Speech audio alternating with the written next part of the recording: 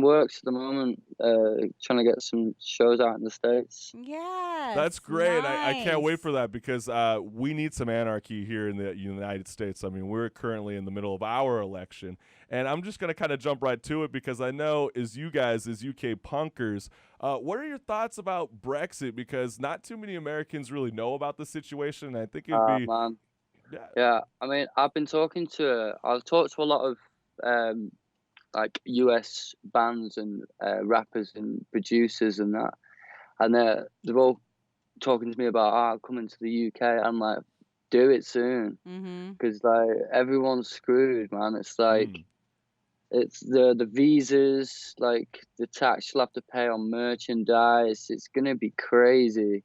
Like after Brexit, it's gonna be really hard for our overseas bands to tour in the UK. Yep, that's very And true. how do you guys adjust with the change? Because it's obviously happening in your country. Yeah, it was gonna make life a lot harder for us traveling around Europe as well. Hmm. So we'll have to get a visa for every different country.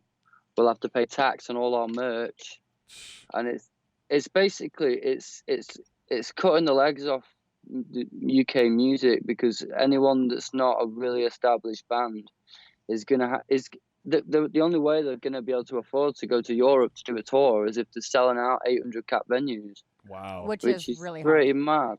Mm-hmm. Yeah, and I mean, and I already know, especially here in the United States, like House of Blues, for example, they're always taking about 20 to 25% right off the top of every merchandise. So that's why I'm always seeing like, What? yeah, it's insane. So imagine if you Stingy. in the UK were getting taxed and the venue takes a certain percentage away from you guys. I mean, isn't that where most of the money's coming from, especially with Strange Bones? Oh Because yeah. one thing I noticed about your guys' band is especially for punk rockers, I don't see too many people pumping out as many singles as you guys do. And is this kind of an effort to fight back towards the digital streaming platforms?